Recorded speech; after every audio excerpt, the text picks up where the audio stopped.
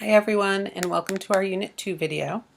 I wanted to tell you a little bit about my process and make some comments on the papers overall using the grading highlights as a way of organizing what I say. So the first thing I want to discuss is how I go through these. I go through all of them together, and I make notes to myself on what the class's strengths and weaknesses are, and that's what I'm basing my comments on right now.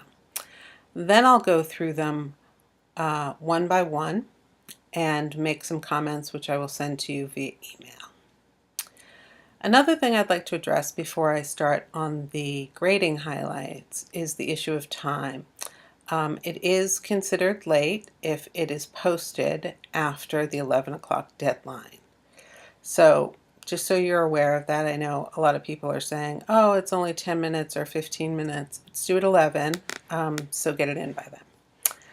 The first grading highlight we have is a narrow enough area of inquiry. And I think we worked out a lot of these issues in the brainstorming discussions we had.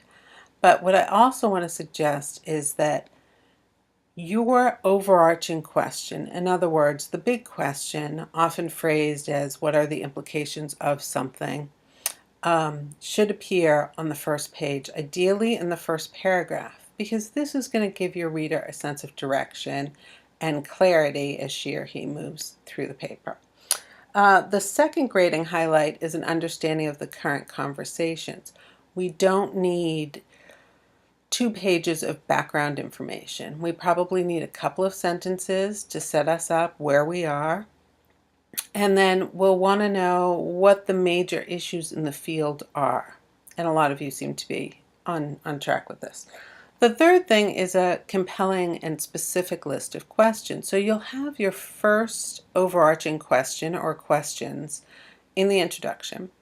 And then think about how you might organize those questions throughout the paper. As some of you are doing, you are making an explanation and then putting a question at the end. What might be more effective is if you move that question up earlier in the paragraph and do some speculating. What might the answers be, and what might the meaning of those answers be? And this might lead to other questions. So give yourself some room for speculation. The fourth thing is evidence from one scholarly text. And I'm pretty serious about the one. I've seen them successful using 2 or 3. I would definitely not go over 3, because then you're going to start taking away your voice and the voice of the exploration. So let's say 3 and under as your scholarly sources. The next one is an understanding of the challenges and possibilities of the topic and questions. What will you be good at understanding and why? This was one of the weaknesses in the batch papers I read.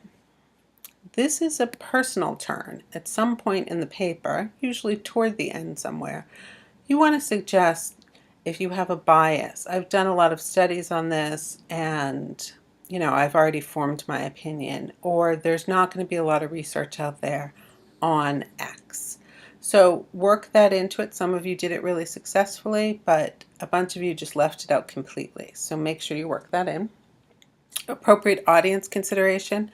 I think for the most part, you guys are doing great on this. I never felt confused by the topics. I never felt like I needed to stop and say, I have no idea what you're talking about. So, good job on that.